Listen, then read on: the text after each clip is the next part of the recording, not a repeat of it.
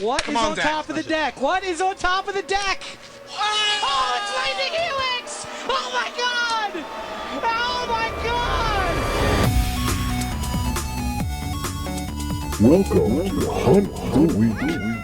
Oh, everyone, and welcome into the show. That's right, I am your ghost with the most, your Don John DeGhosto, your Goku or go to the graveyard. That's right. This is Hunt the Week. It is a weekly Magic the Gathering podcast about the Sealed Arena Gauntlet League. And this is the Sir Kickoff. Yes, hello, sir. How do you do, sir? Shadows over Innistrad Remastered. And I hope all of you out there are either a werewolf, a spirit, a zombie. I hope you've got a clue and are ready to investigate before the madness sets in, because I am getting delirious over here. But I am excited for a new league and a great set that I love at the bottom and top of my heart. All of my heart, really.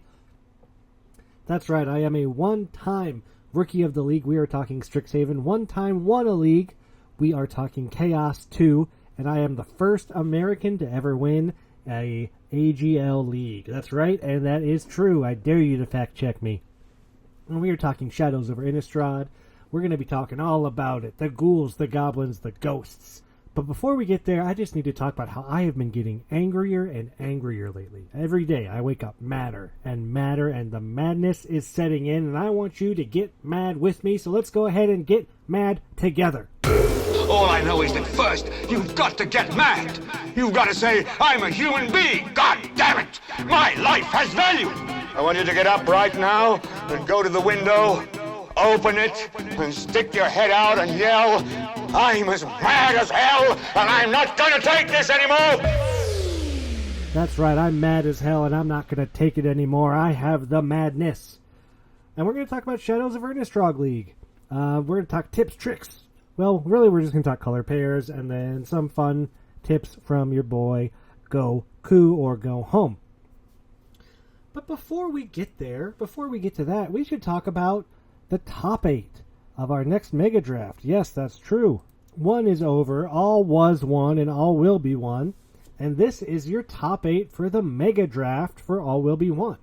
Justin P. Code Pigeon, the only non-completed member in the whole server, really. 22-7. Jordan M. 22-8. Cody Race 20-10. Jesse R. Zephyr 20-10. Trevor F. Tresky's 20-10. Pierre Mark PMD Guai. One day I'm gonna ask how that's pronounced. 19-11. Ryan D. My arch nemesis, the Slickness. 19-11. Raphael F. Prudent squeaking in as the bottom. 19-11. Mega Draft is this Sunday. I think it's at 1 o'clock. I could be wrong. Please check the league. I should probably fact check myself before I do this. Let's look real quick. Announcements tab. Boom, boom, boom, boom. 6 packs drafted in 60 card decks. 3 rounds of Swiss, Neo, then a whole bunch of 1 packs. 1 p.m. Sunday, April 2nd. I nailed it. I got it right. Didn't even need to fact check myself. That's why I usually don't, because I am almost always correct. But that's one. One league's over, and boy, are we happy about it. We are now talking about Shadows over Innistrad, a set that I've drafted the heck out of this set. I love this set.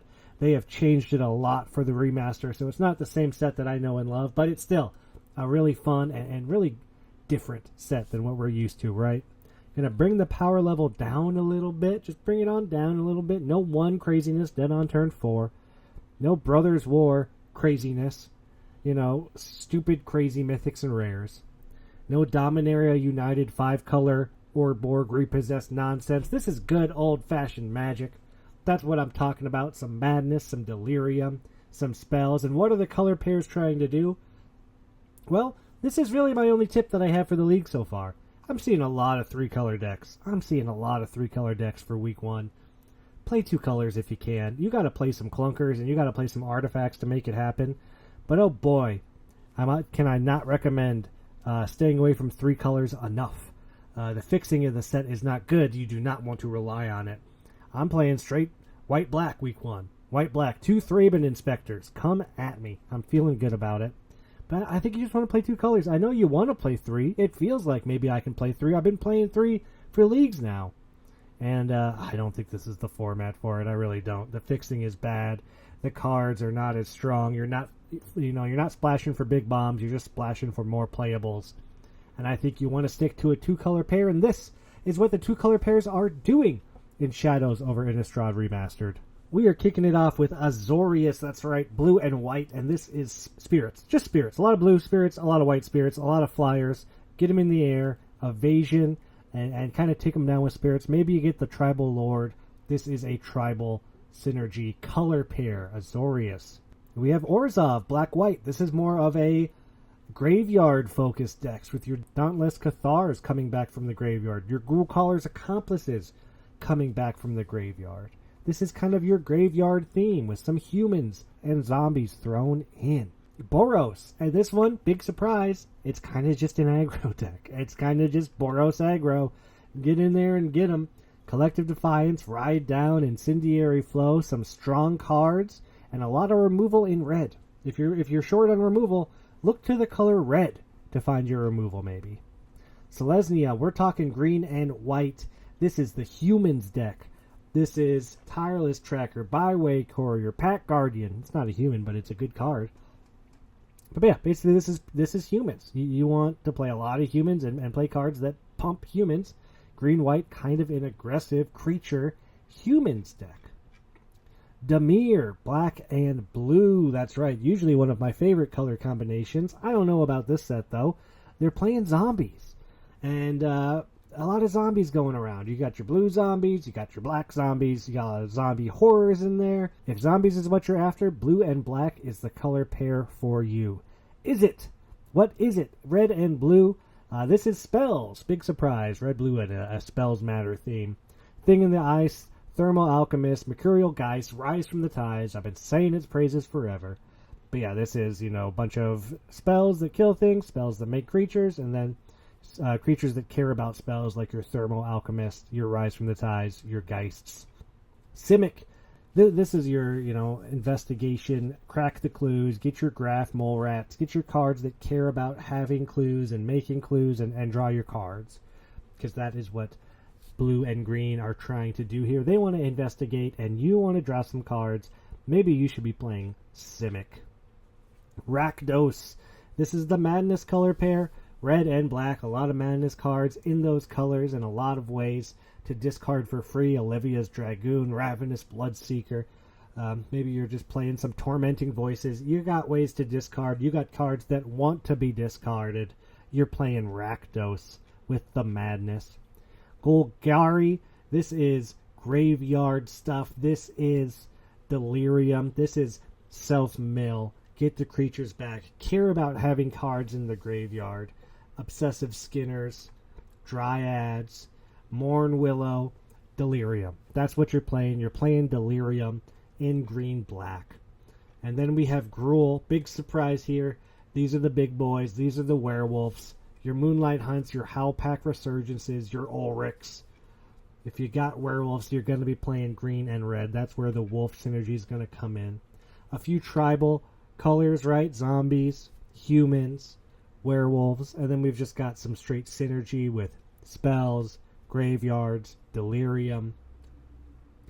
That's what you're trying to do. And I really think you want to play 2 colors. You might not be able to in week 1, but I think you want to get down to 2 as fast as you can. This is a shortened league. You only got 6 losses to give. You're only going to get 5 extra packs, so you better make sure that your deck is streamlined and humming from the early on, because you just don't have the losses to give in this league, You don't want to lose any games, any matches to not hitting one of your colors, because you don't have the matches to give up like you would. Normally you don't have any matches to give up anyway, but I would say extra in a shortened week. And that's Shadows of Innistrad. I'm very excited to see what people are playing, what craziness got opened. We got the bonus sheet in there. And we have a little investigating to do. So join me as I go on a little investigation this week with someone from the league. Shouldn't be too tough. Really? I would have thought a case like that took a little effort. Not too much. What will your first step be? The usual one. I didn't know there was a usual Oh, one. sure there is. It comes complete with diagrams on page 47 of How to Be a Detective in 10 Easy Lessons, Correspondence School textbook. That's right. This week I talked to the one, the only, none other, Johnny M, aka Johnny. You know, guys played on the Pro Tour. Guy plays in G Please, RPTQs. Player of the Year last year. The winningest money winner on the server. That's not the right way to say that, but that's what I'm going with. The guy's phenomenal player. Super great to talk to. If you don't know Johnny, get your head out from under the rock and get in the server because, oh boy, Johnny is just a wealth of knowledge, a cool head. Johnny's always calm, collected, and very thoughtful with his words and what he says. I was beyond happy to get Johnny on the show this week. So let's go ahead and play my little investigation with Johnny now. All right, everyone, join me as we go on an investigation with Johnny M. Welcome to the show, Johnny. Hi, John. Thanks for having me. Hey, thanks for coming. You know, it's you're a git, right? You're the Brad Pitt of the league, as I like to say. I've been saying it since I started, and it's a big deal to get you on the show. So thank you so much. Thank you. So we are hot off of one league, right? Mega Draft probably coming up this weekend, as we think. But we got the one league done, Mega Draft coming up, and it's time for a change, right? It's time to take it back a little bit. So I'm excited for this. What is now our new Shadows over Innistrad Remastered League? Yeah, pretty excited for Shadows. I've been waiting a long time for the next remastered set. Kaladesh and Amonkhet Remastered were so long ago, like 2.5 years. Oh, did you play a lot of Shadows when it was first out? Do you have fond memories of this? This was a block. We don't get a lot of blocks anymore, right? I mean, we don't get any blocks anymore. But did you play the Innistrad block? Yeah, I played a fair amount of Shadows. I didn't play Eldritch Moon that much. It was a summer set, and I tend to relax a bit in the summer and do other things. Good idea. But yeah, Shadows over Innistrad, I did play a fair amount, and I have a little story about. Oh, we get a Shadows. Ooh. Yeah. Okay, so it's a Tuesday afternoon. A friend calls me up and says, "Hey, do you want to go to Las Vegas this weekend?" And I'm like, okay, sure, let's do it. The only thing I had planned that weekend was it was a Shadows over Innistrad release weekend, Okay. and there was a PPTQ I was looking forward to playing in. I really liked the old PPTQ system. I played, all the sealed ones that I could. And so, yeah, I was a little sad to miss the tournament, but I was happy to go to Vegas with my buddy. Why not, right? Well, let me just, check Wizards Locator feature and see if there's any tournaments in Vegas that weekend. And there was. So I'm like, okay, going to Vegas, you can play cards. That's sort of a thing, right? So we get there Friday night. We party our asses off. I wake up Saturday morning, like beyond hungover, just like totally impaired. But I like drag myself up. I get on the city bus, take it an hour away from the strip. Oh my gosh. And I end up at Avatar Games and Comics in suburban Las Vegas. So I got my pool. It's awful. Is this a PPTQ or what kind of what is this? Yeah, so it's a PPTQ. Okay. So it's competitive. If you win it, you get an invitation to the regionals. And if you go to the regionals, you do well enough, you go to the Pro Tour. Yep. So it's a sealed PPTQ. My pool's awful. It's a black blue deck where my main win con is Startle Awake. Oh, that's a fun which one. Is like the slow mill card that you have to spend 13 mana to do anything. So I lose my first 2 rounds. The next round is a draw because I won a game, then I lost the game, and the third game I was like in a good position, but my deck was too weak to win another game, and then a lot of time. It was just like so slow and horrible. Finally, in the 4th round, I'm against someone who won 0-3. I win that one. Yeah. Okay. So now my record is 1, 2, and 1. That's 4 points. But the thing is, there's only 13 people, so I make top 8. Which, like in Montreal, the PPTQs usually had at least 30 people, maybe 50 people. Sure. You have to do really well. You have to go, 4-0 and then draw in to make top 8. So with like my worst record ever in one of these tournaments, get to top 8. First round, so it's a draft. Yep. Draft round. The first round goes well. The second round, is like the nastiest round of Magic ever played. Like my opponent, I'd spoken to a bit earlier in the day. He was cool earlier in the day, but now it's the semifinals. Now he's like intense, and then it gets, when someone's like in a competitive tournament, people can be a little jerky. It's a high stakes, it's a high pressure, high stakes environment. It's not something a lot of people have experience with. Yeah, and so I like to play pretty relaxed and casual, but if someone is gonna get like tough with me, I'll get tough with them. And boy. This match just kind of devolved. There were multiple judge calls on both sides. It's taking a really long time because of that. The other semifinalist, there's the other semifinals match finished. The guy who won it, he's on the phone with his girlfriend. He's late for dinner. He doesn't want to wait for our match, which who knows when that's going to end. So he just asked us, hey, you guys want to split? He'll take the store credit for winning, and then whichever one of us wins our match gets the invite to the RPDQ. And because for him, turns out the regionals, the nearest one was in San Diego. Like there wasn't going to be regionals in Las Vegas. It's in San Diego. For them, it's a 5-hour drive. And he's like, yeah, I'm not driving 5 hours for a Magic tournament. So does one of you want the invite? So like both me and my opponent say, yeah, we'll take the split, whichever one of us wins this match. I win the match. Oh! So I win the tournament. Congrats. Thank you. And it was the first PPTQ I won. Unfortunately, the only one I've won. But for me, I'm like, well, I'm not going to San Diego. Let me check where the nearest regionals to me is.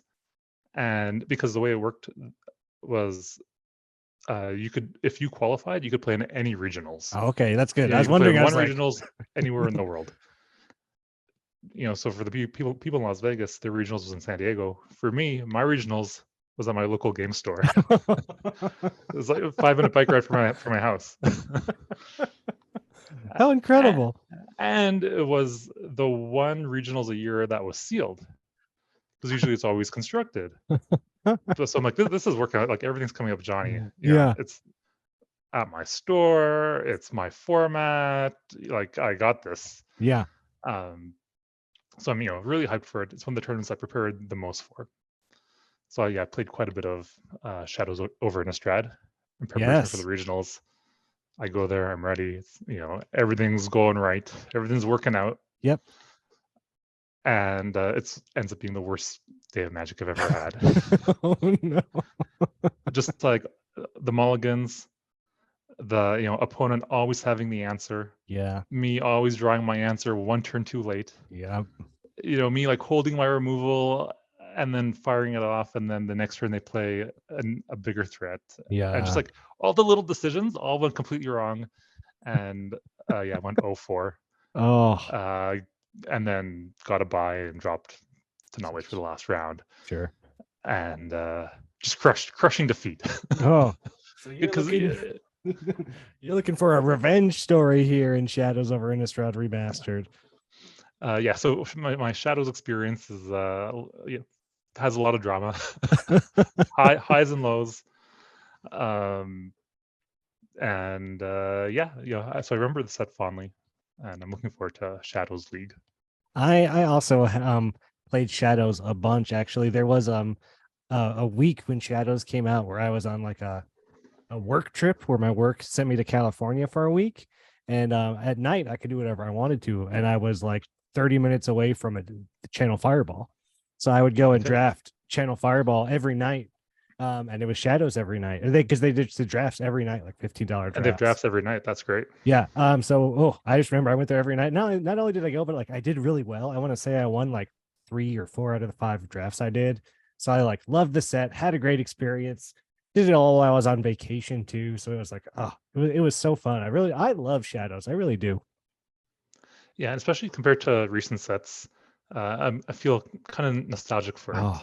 I am so the lower power level is a breath of fresh air that I am just breathing in again and again. Like there's broken things, but it's not one broken, and it's not Brothers War broken. It's good old fashioned Magic. This set, that era of Magic is my favorite. Yeah, I would agree from back when I was playing like early block magic. I guess block when I was playing, but oh yeah, Shadows over Innistrad remastered. Good power level, good like beautiful cards, good story. Ah, so cool. And here we have the league coming up, the Shadows over Innistrad remastered league. And I know a lot of people are excited for this thing after the one league. So I want to know, Johnny, what's special about the Shadows League? Like what makes this special from, one league or bro league or planes chase league? What is our mechanic? What is our gotcha that we got going on here? Yeah, so the mechanic for this league is going to be investigate, where for each punishment pack, when it's rolled, you can choose to keep it or you can choose to investigate, which means discard the pack and reroll another one. You're looking for something else. You're digging deeper. I like it. And then the other thing is for the mega draft, it's going to be Crimson Vow, Midnight Hunt, and Shadows over Innistrad, 2 packs of each. Oh, I love it. So it's an all Innistrad mega draft. Yeah. Oh, that's so cool. And it's going to be a bit of a weird format. No one else ever drafted this format. Yeah, There's nowhere else you can do that. We'll Yeah. see how it works out.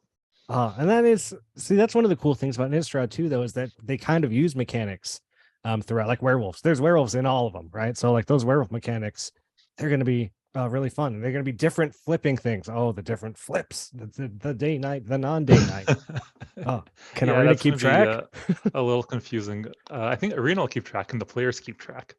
Yeah, hopefully we don't see too many crazy misplays. But oh yeah, that's gonna be and there's zombies everywhere. Oh, that's gonna be a really fun mega draft.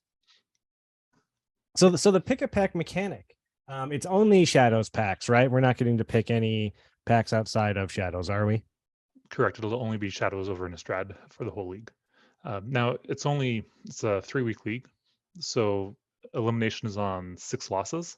Okay. So 5 punishment packs per player. 6 losses. Ooh.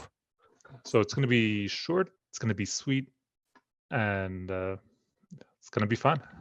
I think it's going to be a great one. So thinking back on the Shadows, was there, because I'm going to call out Richard right now. I've been feuding with Richard over Rise from the Tides, being one of my favorite all-time sets to draft, and it was in this block. Is there a color pair or a build around in this block that you love or are really looking forward to seeing again? So I don't think there's a specific color pair. It seems pretty well balanced. Mm-hmm. Maybe the tribal color pairs are a bit more supported, but overall, that seems balanced. For myself, I'd say there's not a specific. No, you don't want to open that Startled Awake again and try to make it work. I'm okay leaving that behind. I'll be happy with any other win cons, please. I know there's been a lot of talk about it. Do we know what's going on with the bonus sheet yet? Because there is this weird bonus sheet on Arena it's rotating every week. We don't have that option, I don't think. Do we know what's happening with that yet? Yes, we figured that out yesterday after a fair amount of discussion and debate, and because it's weird on Arena, it's essentially it's not one set, it's like 4 variants. Yeah. And so how do we translate that into a league? Some things that were discussed where we pick one of those variants and like we do the whole league as creature type terror, or the whole league as morbid and macabre, week 3. Or we looked at, do we just mix in all the bonus sheet cards in with the rest of the set, and then in each pack you get 3 or 4 bonus sheet cards at random. There are things, there's questions on like how frequently should rares from the bonus sheet show up versus commons.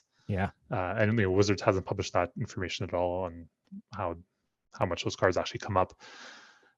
So in the end, what we decided to do was just include all the bonus sheet cards in one slot in the pack.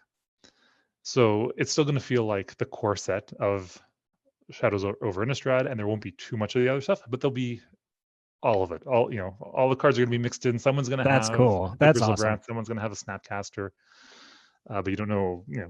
You'll be lucky if you get one. Because the thing is, because there's the 4 weeks crammed into one slot, all the cards become 4 times rarer than they should be. Sure. So, for example, this week the rare is Bloodline Keeper, or the mythic is Bloodline Keeper. So it shows up like 1 in every 120 packs, which is how often mythics normally show up. Yeah. But because there's all the in our packs, because there's all the other mythics, each mythic's going to show up 1 in every 500 packs. Okay, so that's not. We might not even see that Snapcaster, right? 1 in 500. We might not even see it. Yeah. How many packs are opened in a normal league? Is it less than 500? More than 500? That seems like a high number. Well, so like a typical big premier set, if we have 100 players, that's 1,000 punishment packs plus the starting pools. Starting pools. So maybe like 1,500, 1,600. Okay. In this league, it's going to be smaller because it's not a premier set, Mhm. and we're only opening 5 packs per player. We might see about 600 packs total. Plus the investigate. We don't know how many packs that's gonna. Yeah, we don't know. That doesn't mess with it. No Snapcaster in this pack. Let's look for another one. Let's investigate. Well, one thing I was worried about with the investigate mechanic is some of the packs are going to have double rares. Sure. In the bonus sheet slot. And I was worried, well, are people just going to re-roll any pack that doesn't have 2 rares? But the way it works is that I think mythics are going to show up in about 2% of packs, and rares are going to show up in about 5% of packs. So for re-rolling doesn't really guarantee getting, you don't have a good chance of getting another rare, so that shouldn't be a factor, luckily. Let's I'm curious to see how it goes if people take the one gambling approach of rerolls where it's like, this isn't, a top 8 pool or a top 8 pack, let's get rid of this thing. Or if it's like, oh, there's 2 or 3 good cards in this, maybe one's not in my colors right now, one is. Like, oh, do I risk it, or do I just kind of keep what I got? I think this is going to be really interesting. Lots of choices, I feel like, in this league. Yeah, I think we saw that with Brothers War. Some packs is obvious, but a lot of times, at least an interesting discussion. Yeah. And you really have to dig into your pool and evaluate what the right choice is. And it's never, in this case, you don't know what the right choice is because you don't know what the other pack is. Oh, I can't wait. This is going to be exciting. It's 3 weeks. We're getting our 6 packs to start, but you only get 6 losses. So be careful, everyone out there. It's going to be a shorter week. Don't have a lot of losses to give. Don't be giving those out in week 1. Trying to get back week 2, week 3 might be tough. Yeah, when we did Eldraine League, 11-4 was the record that was needed to top 8. Mm-hmm. Some 10-5s made it, but a lot of 10-5s didn't make it. But we also did double packs in Eldraine for losses, didn't we? Was that was the double loss, double pack? So this one maybe not as crazy powerful as Eldraine League got in that last week, where everyone had those food decks that could just food you out forever. Yeah, hopefully we'll see a lot more diversity, which I think we will because of the way the set's balanced, because people are going to have the bonus cards, sending them in different directions. And I've been playing a good amount of these drafts, and it does feel like, all colors are viable. Nothing feels bad. I don't feel bad playing, black or blue in this set. Like, every color looks good depending on what you get. So I'm excited to get my pool and start brewing. This is going to be a really fun one. Johnny, as I always do, now, I guess not always, as I recently started doing, I've been asking the league for questions, and we got some great questions for you, for people from around the league, and we're going to ask you them now. How does that sound? Sounds good.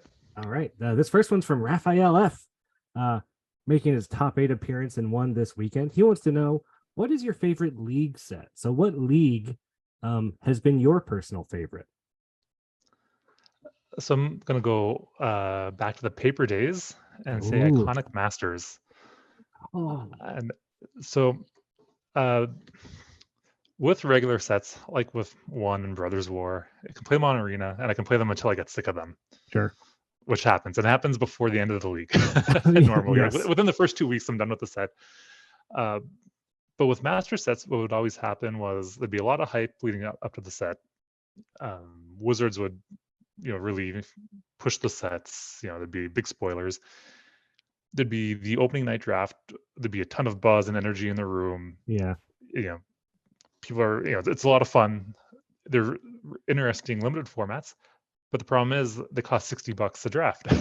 Yep. So you can draft them on the first night. Maybe if you're lucky, there's an event on the Saturday or the Sunday, and then that's it. No one plays these sets again. Yeah. Just because like the drafts don't fire because no one wants to pay $60 every Friday to play them. So with Iconic Masters, and I think we also did Masters 25. With those leagues, we did the league, and we got to play the set for 6 weeks. Got to That's play so cool. 20 something matches of the set and really experience it much deeper than normal. Because usually the master sets are just very ephemeral. Yeah. And then for those mega drafts, we did a master set mega draft. Oh my god! Where everyone got a pack of Modern Masters 2, Modern Masters 3, Iconic Masters, Eternal Masters. Oh, so iconic. Cool! And so that's like there's probably exactly 8 people in the world who've ever done that draft format. That is, because I do love the master sets, and they're always a treat. And just like you're saying, I draft them 1 or 2 times if I'm lucky. Some of them I've probably even missed because I haven't been able to get to do all of them. But to play them for that long because they're so fun. They have a great power level and usually a great limited environment that you never really get to fully experience and flesh out like you do a normal set. So that sounds like great. And that's the kind of the best of League is really diving deep into a limited format and really playing a ton of rounds and getting to know it very, very well. And those meant the cards. You get such good quality cards in like a Masters pack. Oh, I'm so excited. It's like drafting a cube or something. That sounds so cool. All right, this one comes from Cody, also making the mega draft with an amazing 5-0 run in week 6. Way to go, Cody. Jeez. What's your favorite token art? Okay, so my favorite tokens are I got some Stormtroopers. I got some Snow Troopers, some Death Star Troopers, and some Imperial Pilots. Can you see these? I do see those. Are those just from a Star Wars card game? Yeah, these are from the Star Wars card game back in the 90s, the Decipher game. Uh-huh. And my playmat that I normally use is Darth Vader and some Stormtroopers, which is from the more recent Star Wars card game. So I got my tokens to match the playmat. And they're pretty versatile. The Stormtroopers are 1/1s. I got the pilots if I need the creature that flies. Some of these have 2 power. There's a bunch of numbers on the card. So depending what stats I need, I just say, okay, we're using that. So those are my favorite tokens. That is so cool. But to answer his question more literally, it would be I think reflection token, which is the token that Aliros Enraptured makes. So Aliros is the Narcissus card from Theros Beyond Death. It's the 2/3. When it enters the battlefield, you make a 3/2. Sure. And so Aliros, he's gazing, he's looking at his reflection in the water. He's I know myth of Narcissus. Yeah, this is a great one. The reflection token is the reflection gazing back into the water at Aliros. And Aliros, he's the real person. He's colorful and he's, very beautiful, and he sees the reflection. The reflection's kind of grayed out in the water. The reflection token is grayed out and he sees colorful Aliros in the water.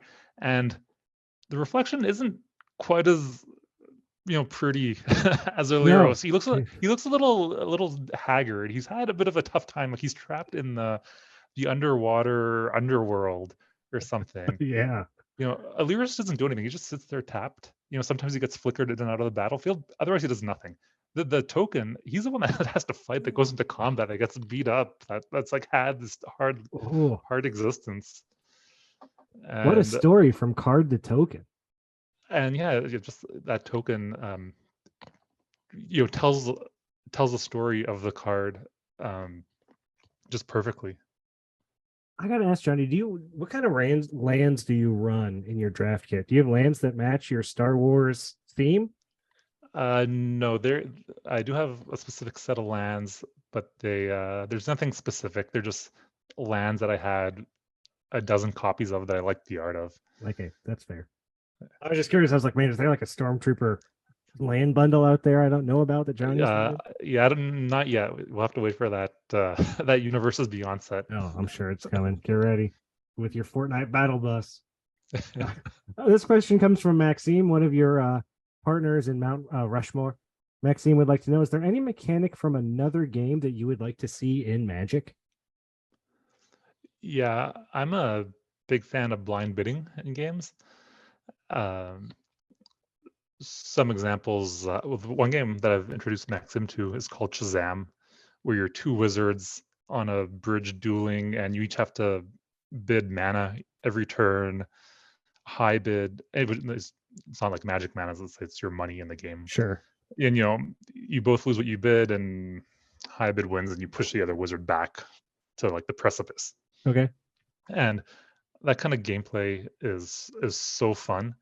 There's nothing as thrilling as outbidding your opponent by one, and there's nothing as agonizing as being outbid by one, or by like going hard on a bid, bidding everything you have, and then your opponent shows 0.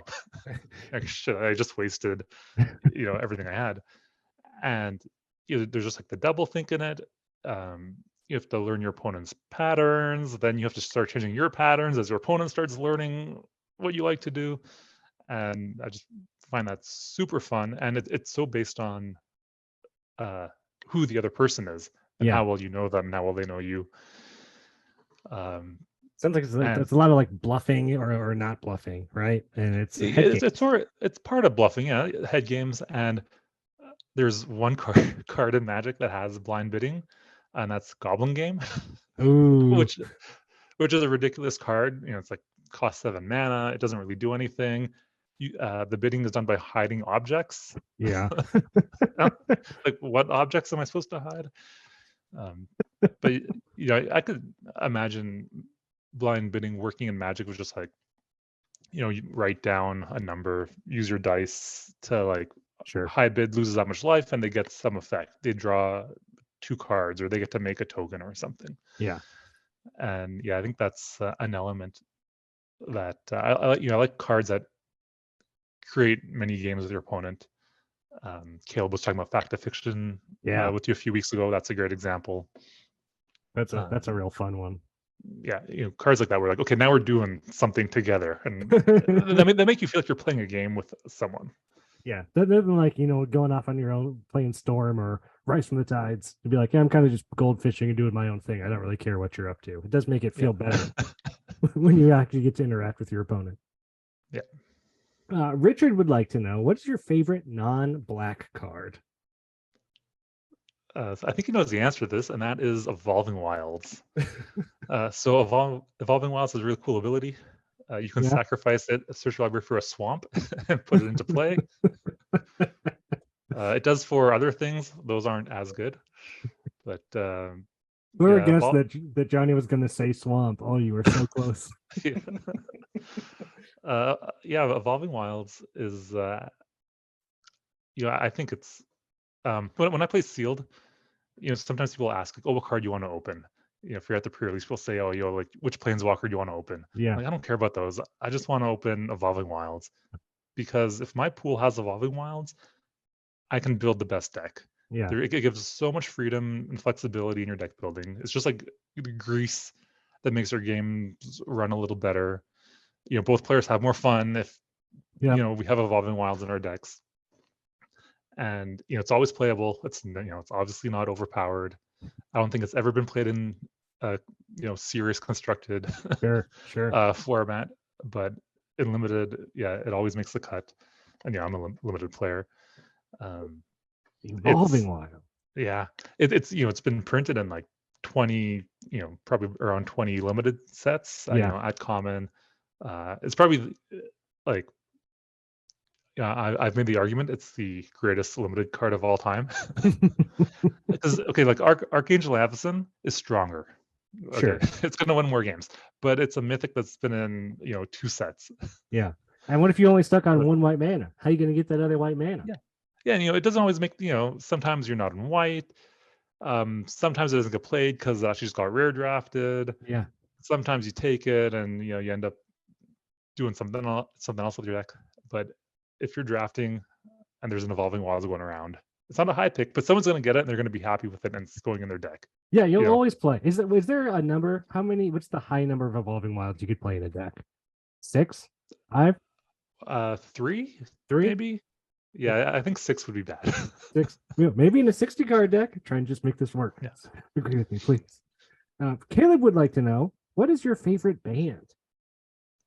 The That's a rare tough- non-Magic question. Don't get a lot of those. That's a tough question. I would say they come and go, Of course. but let's say Clutch. Ooh, Clutch. Yeah, just been just put out excellent albums, over and over and over. Like for the last 20 years, they haven't put out a bad album. They're great live. They don't come to Montreal very often, so there's a lot of pent up demand. And you and my brother would get along. He loves Clutch. I think they came here like within the last year or two, and he tried to get me to go, and I was not into it. But yeah, you and him, you'd get along so much. Yeah, they're coming to town in 3 weeks, so I'm excited for that. Oh yeah, that's weird. Have you seen him like a good amount of times in the last 20 years?